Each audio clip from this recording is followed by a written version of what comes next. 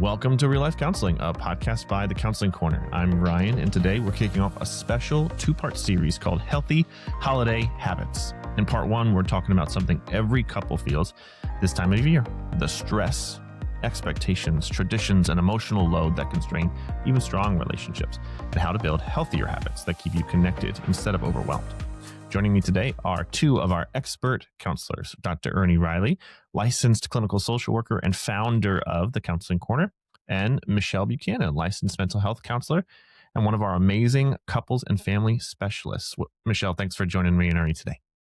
Thank you for having me. Absolutely. Let's jump right in.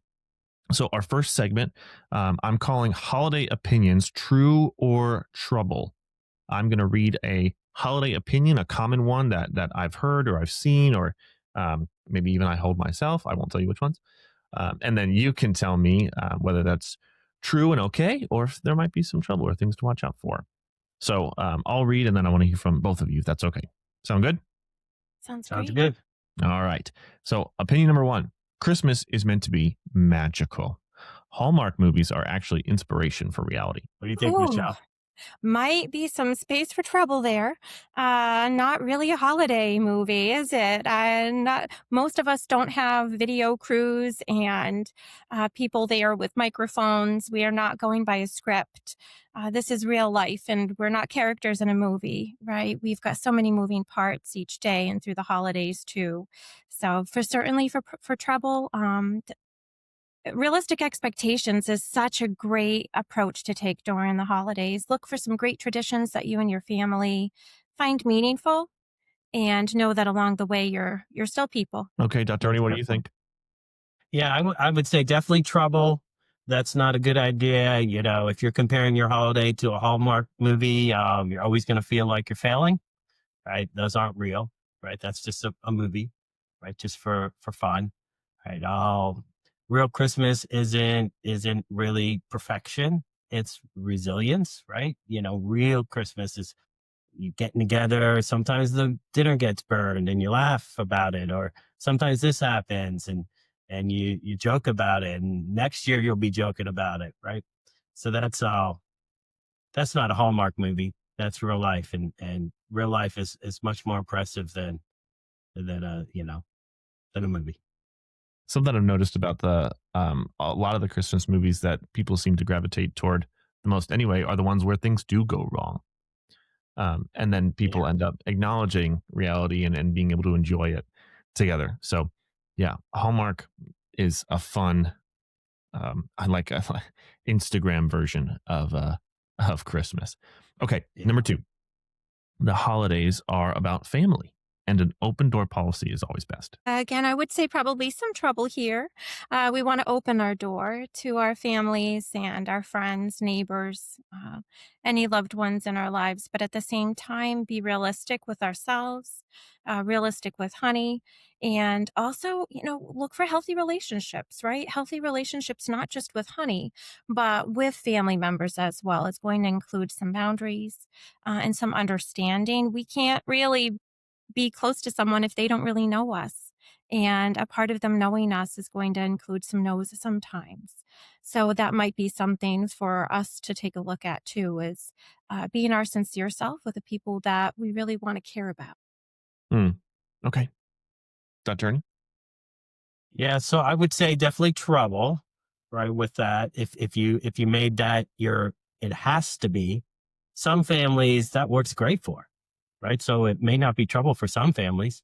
That's great. Some families that's not good at all for. Open doors policies when relationships are healthy is great. Open door policy when there is addiction, abuse, chronic conflict, uh, lots of personal attacks, things of that sort. That's just going to be trouble. So we wouldn't want, we'd want to make sure that we understood boundaries in those cases. Our ability Okay. to say no, right, is pretty important in life so that we can say yes lots of times and our yeses matter. So Mm, you want your things to matter. You want to say yes when it's a good idea to say yes, but you also have to be willing to say no so that your yeses do matter. And then like Michelle was saying, that way the things can be. You can connect with the people that really do make sense to connect with. I love I that. think also when we can say no to the people we care about, and that kind of harbors more of a kind of normalizes it, right? That sometimes I'm going to say no, and that might help you to personalize less if there's a time they have to say no to you in return. So it kind of might create some good routines in your relationships too. This is great. The health of no.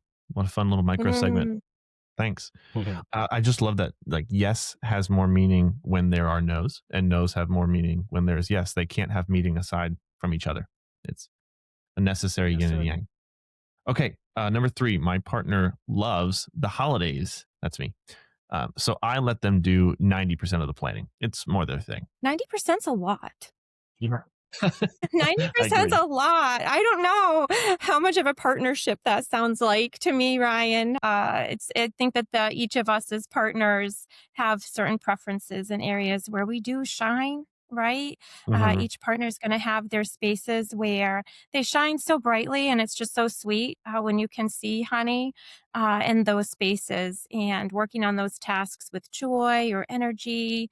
But I would say connecting in those spaces are that's very important to understand one another and understand the meaning behind it, right? Are they working on the ornaments and putting ornaments on the tree? Do they need help with it? And just kind of leaning in to them and whatever it is that their needs are, ask them. What do you need? Is there something I can do to help you? And when you need help in return, let them know, hey, let's work together as a team and partners. Yeah. Yeah, I agree. I agree, Ryan. I would say that if you're doing 90% or the other person's doing 90%, if your partner's doing 90%, there's a decent chance they may not be enjoying the holiday. They may just be managing the holiday. So you want to check in. And if you think about it this way, if you think about the holidays are ours to make what we want of them, right? Then if one person wants to do some more of something because they choose to, because they want to, that's their thing. They really love that. Then that's great. They've made it clear. I want to do the cooking or I want to do the such and such. But really, you really don't want to be a passenger in your own relationship. You want to be, a partner in your relationship. You want to be working together. And then you might tag team. Certainly, couples tag team all the time and do certain pieces. Some pieces they do together, some pieces he does or she does or this person does or that person does, and that's absolutely fine. But 90% sounds like trouble. Yeah. That's a wonderful little snippet right there. Don't become a passenger in your own relationship. Your co-pilots. Yeah. Okay. This will be our last one for this segment. Arguments are just part of the holidays. We expect a good one every year. Ooh, yes, maybe. Right. Yeah, you might. We are going to have conflict in relationships. Again, we're not this Hallmark movie, right? I expect there could be some conflict along the way. In fact, and the Gottmans have done some research on this, and 69% of problems are perpetual problems for partners. Hmm. They're sticking around. They're not going anywhere. They just kind of keep showing back up. And the holidays, where it is so tradition based, I think is such an opportunity for those problems to just kind of, reemerge for partners. So what do you do then, right? If there's gonna, you can kind of almost foresee that there could be some conflict. Get ready for it. Prepare. We want to be intentional. Be an intentional partner. Be an intentional honey. Take good care and be mindful of your relationship and your choices in it. What is the problem that's perpetual? Is it the Christmas lights are tangled? And oh my goodness, we know this is coming up. Get some extra Christmas lights before Christmas comes, right? Kind of set the stage so you can have some success. What escalates? Is there something that happens around these problems that come up that escalate some hurt feelings or some intensity of some pretty difficult or tough emotions? And then also, ask yourself what's the elixir for it? What brings you back together? What kind of builds that warmth? And how can you kind of reduce the intensity of that hurt, and maybe actually create a little bit of warmth between the two of you around something. Have some laughter, right? Something that might have been a conflict, maybe eventually, maybe not in the moment, but maybe eventually could be a little joke between the two of you. A lot of good in Yeah, there. I would Dr. Ernie, what just do you think? yeah, I would just tag on to that. You don't want to try to be the Hallmark movie and expect that everything's just going to be, perfect and there's not going to be any conflict. You don't want that, but you also don't want to march into the holidays expecting a fight, looking for a fight, uh, bracing for a fight, bracing Hmm. for an argument. What if this year were different? What if we shoot for doing things in much healthier ways? And like Michelle was just gave a whole bunch of great ideas of things that you could do differently. So I would say go in hopeful, right? Try to set clearer boundaries, communicate better, have a plan, try to do it without having to blow up. And if you have one, hey, if you ask my kids, what do you do when you fall down? Or why do we fall down? They'll tell you to learn how to get back up. They learned that since they were little, right? So we want to be resilient. Resilient is ability to bounce back.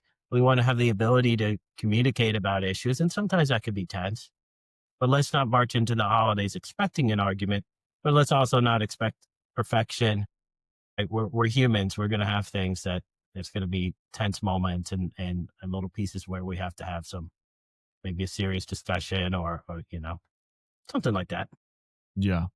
I definitely have found myself as honestly as I was preparing for this episode was thinking about when am I ever walking in expecting a fight, like knowing this is okay, this is something that things set off and I just become more offendable, you know?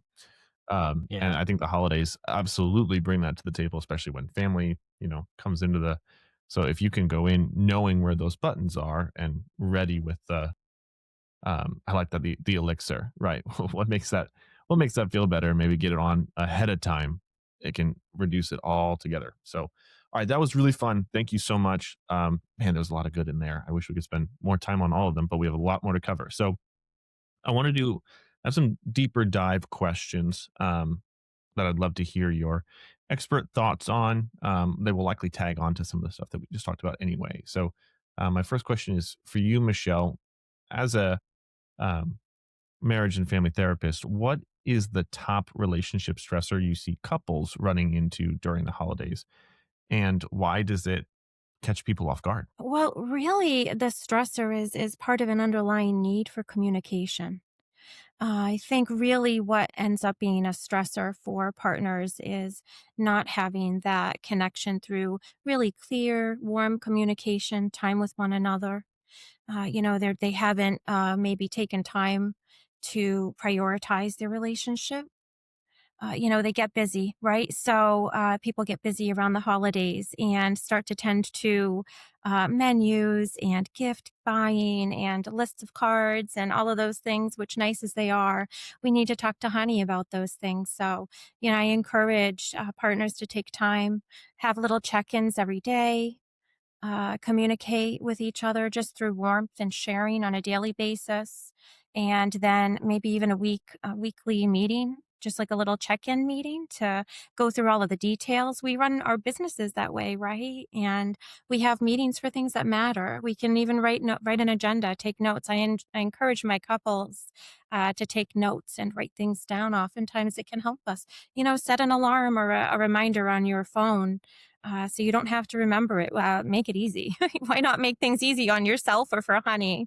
Yeah. Uh, but just starting those little connections together and communicating about the details, but also about just what is it that you're looking forward to? What do you appreciate about Honey? Can be helpful.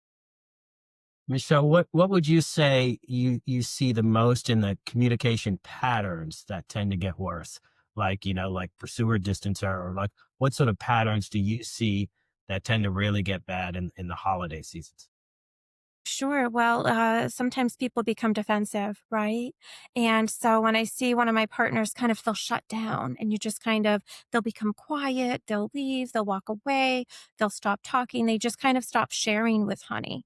And the other partner feels alone, right? They feel like they've been left out or left behind. And now they walk away from this interaction feeling very disjointed and where'd honey go, right? So one honey is escalated, the other one feels kind of left out and behind. And yeah, that's one pattern I notice. How about you? Yeah, I see a lot of that as well. Yeah, for me, one of the things I see is that people want to be seen, right? They want to be appreciated, right? And they want to feel like a team. There could be some emotional safety type issues that are going on because a lot of childhood issues can, especially if you're going back to extended family or you're bringing in an extended family, because all of a sudden, I mean, in like an instant, you can be back to a childhood thing, right? Between a sibling or the parent always treats this child this way or something like that. So that can disrupt all sorts of emotional dynamics and communication can go pretty wonky.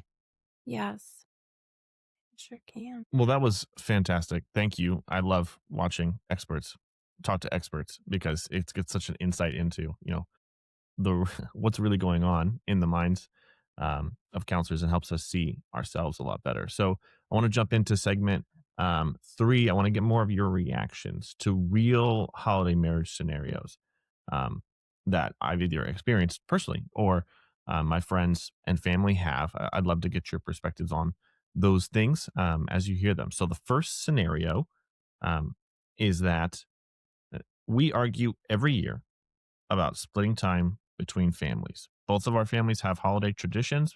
We're newly married. We've been together for 5 years, and both of our parents came with traditions, and we argue about which ones to participate in and how much time to spend. And it's the same argument every year. We never really seem to solve it. So, love to get your reactions to that. Starting with you, Dr. Ernie. Yeah, so when you see that, oftentimes, not always, but oftentimes, it really is about the person feeling like they matter. Everybody wants to feel like they matter. And so they want to feel like their family matters, their parents matter, their aunt and uncle who are really special to them, they matter. So usually that's just about people wanting to make sure they wanting to feel like they matter. And so usually if you all decide together, you talk through it and both people put some extra effort in to say what matters to you here, what's important to you. Now, sometimes it's the opposite. Sometimes the last thing someone wants to do is spend time around their family, right? They want to spend time around the other family or something like that. And then there's Mhm. negotiating, figuring out how do we do that while still connecting, right? Or helping the kids still have a relationship to some degree with their grandparents on the other side, something like that. Oh, sure, sure. Right in there, right in there. Get closer to honey, right? The closer that you are, the more you might understand why that tradition means so much to them. Asking them key questions, why is it that that means so much to you? Do you have a specific memory about that tradition or where did that come from? Did that come from a certain family member who means a lot to you? Even asking about their past and how it related to them in their future. Sometimes when people are growing up, when they're young, right, they have these hopes and dreams of the future. And they might even think of how they can incorporate these traditions with their own family when they're adults. So maybe even ask honey, hey, when you were a kid and you used to do this tradition with your family, did you look forward to doing that as an adult too? What did you picture that to be like? Or how can I be a part of that? When you think of us together in that tradition, and doing this with the kiddos or doing this with other people in our lives. How do you see me as a part of that? So, what a great chance to just get to know honey more, too. Love that. Okay, next scenario. Um, we have a large family, a large internal and extended family, and a lot of friends. We are blessed with a big community, but we end up going broke and into debt every year just to make Ooh, everyone happy and participate in everything, get the gifts that we feel like we need to. And it is a stressor. ooh, Yes. Yeah. So one thought on that is that you, to some degree, think about it this way: you're not really going broke to make others happy. You you're going broke to try to avoid disappointing them, and that's more like people pleasing. So you want to make them happy, absolutely. So I don't want to overstate that. But if you think about it, sometimes it's really, I don't want to feel bad that they're disappointed in some way, or they didn't get everything that they wanted. I want to try to make this magical. But it really isn't about that stuff. That's not what makes it magical. I don't think back like from my childhood. Maybe you're different, but I could probably only tell you a few gifts that I got throughout the years as a child. I mean, I could name some. There's some things that I remember, but it was mainly because I just spent lots of time playing with that. And what I really remember is the enjoyment of playing with it, playing with those toys or that item. But it really isn't about getting them everything they could possibly want. Think about it as, I really want this to be a special time together. And sometimes doing less is more. So, not that we wanted to do way less, right? Where you're not giving, anything, but you really want it to be about, I love you, I enjoy you, I wanted to give you something that says that. And that's really what matters. Michelle, anything you want to add? Oh my gosh, I how could I follow up on that one? That was beautiful. Great. All right. Well, next scenario. Um, it's the holidays, so one of us tries to keep the peace. We don't want to argue, so we just try to do whatever keeps the peace. But the other one tells tells that one to stop tiptoeing and just be straight up with what's going on. And that seems to be the dynamic that we have during the holidays often. Wow, I hear some people pleasing in that, right? Too, very similarly to some of the gift giving. Sometimes there's that, gosh, am I gonna do enough for this person? Or, I want to keep the peace. I want things to be okay. So I encourage you to kind of be cautious with chronic people pleasing, and instead, what you want to do is turn to connection, ways that you can connect. Look at the. I guess it's a more of a stocking half full instead of a stocking half empty scenario of, Hmm. what am I doing to connect with our family? What are we doing to show them that we love them and that we are wanting to have there be peace in the family and some goodness around us? What can we do? So again, I kind of I guess we come back to our communication, right? Maybe set some specifics with honey of ways that you can communicate with family members and, maintain some goodness in the relationship and see that the half fullness of it. Yeah. I would add that one of the things that we were talking about a little bit ago, Ryan, is Michelle and I were talking about the pursuer distancer pattern. So you Yeah, you see mentioned that that. a lot. So there's usually one person who's pursuing and they feel like we have to talk, we have to communicate, we have to get real, we have to work on this.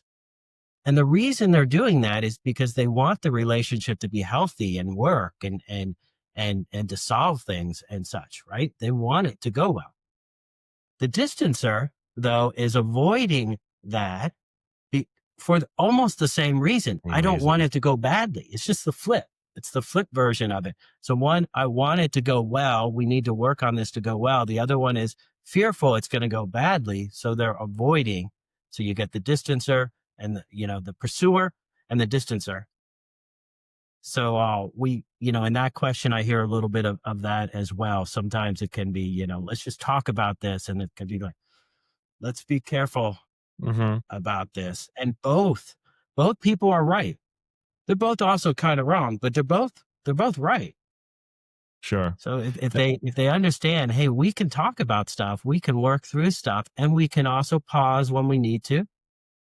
Some people learn that, hey, if I don't pause, I end up saying something or doing something that really is damaging. And then I can't take it back. So I really need the ability to pause. But the other person needs that person who pauses, to be committed to returning to return and work through the issues. So I would say That's that with a common dynamic that we see. that dynamic is something actually that I didn't even realize until probably this year existed in my marriage, where I'm actually a distancer and my wife is a pursuer. And we got some really good advice actually from some friends who had a similar dynamic, um, where the pursuer asked the distancer, hey, I just need your honesty, even to your detriment. So even if you're concerned that this might go poorly, I need you to be honest, because the pursuer committed to grace and said, I will create a safe space for you to be honest if you will be courageous and be honest with me, and we'll work through it. And we started applying some of that, and it's been really meaningful for us, and actually has allowed us to step into the holidays a little bit in a more healthy spot because of that. So it's a little Wow, affirming to hear that great. that's a common dynamic. We're not alone, but that it Yes, can you're be not done alone. healthily. No, you're not. Yeah. Yeah. Okay. Last one. We love each other, but the holidays just seem to bring out the worst in us. Oh, I love how that starts. We love each other. That's a beautiful start. Right. um, let's right. Let's start with that, and kind of, we love each other. Continue loving each other. Continue making your relationship a priority. Set some routines for connection. 5 to 15 minute conversation each day. Ensure that there is some sort of a physical intimacy to each day between the two of you, sexual or non-sexual, but find time to be together physically. Give each other hugs, and maybe a 3 breath hug, right? Just really stay. Imagine that 3 breath hug. You stay with honey, be with them, and just feel that person who does love you so much and want to share that day with you. Let yourself relax into them and feel them relax into you. What a great space to just kind of find that emotional safety and emotional connection, and giving grace to them. Have a positive perspective of honey. Remember that each morning, right? I had gone to, actually, it was a mediation seminar years ago, but I met this woman there, and she and her husband they were just so cute. It was a couple weeks long, and I kept seeing them day in and day out. And I asked them, I said, what's your secret? What's up here? Because y'all are too cute. Y'all are, Mhm. clearly you're so close. And they shared with me that back some years ago, they had gone through a difficulty. And after that, they decided that each morning when they wake up, before their feet touch the ground, they want to share something they're grateful for toward each other. And they continue that as a routine and ritual of connection for themselves, so that each morning when they can, that when they're waking up at the same time, and that's how their day is getting started off, there they are, honey, I just want to share something I'm really thankful to you for. And so just keep that gratitude for honey going. Express it to them. Yeah, I would say, Ryan, when that's wonderful, Michelle. And I would say, Ryan, that what tends to be happening during the holidays is that you're running on empty, expecting full capacity. Mm, And so your holidays are demanding more than you have the ability to give at that point. And so sometimes what we need to do is, if we haven't put things in place like Michelle is talking about, then we're not going to have that ability to recoup or refill that tank. So the tank is emptying and we're not refilling. We need to refill, because the holidays are going to drain it. The other things you can do is set some boundaries, set some limits, so you're not doing so much. That's like, driving more reasonably, or more reasonable speed, so you're not burning the fuel quite as quick. So you can do a little less, right? And get more by doing less. And then you can also put in the healthy habits that Michelle was talking about that actually help refill those tanks. that's great. And there's a lot of really good stuff there, just in that last chunk from both of you. Practical habits, practical tools, ones that I'm probably going to go give a shot later. So thank you for that. I appreciate that. Awesome. All right. So we are running out of time. So I want to jump into our last segment, the main takeaway.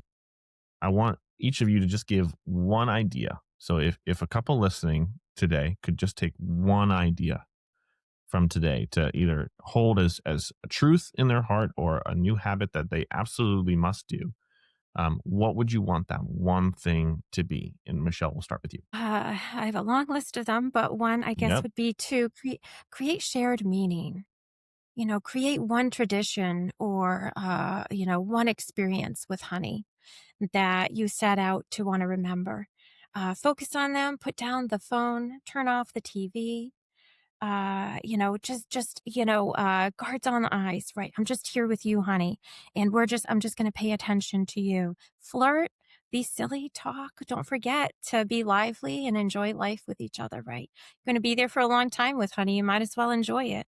So, I would say to create some sort of a meaning, that you can hold on to together. Thank you. That's wonderful. Perfect. Dr. Ernie. Yeah, and I would let me just take since she covered that so well. Let me take just a different angle. I would say that one thing I would want you to remember is that the holidays don't break good relationships; they just reveal what needs attention. So there's things that need attention, and so when you see that coming up, those are just data points to let us know we need to. That's something we need to pay attention to. That's something we need to work on. We need to put something in place to help that work better. So how often do you sit down and make sure you do it? Every couple should do this. At the end of the day, if you have that ability, is do a check-in. Where's your heart? What's happened? What was your favorite part of the day? What was the hardest part of the day? Right. You can add in during the holidays. What are you most excited about with the holidays?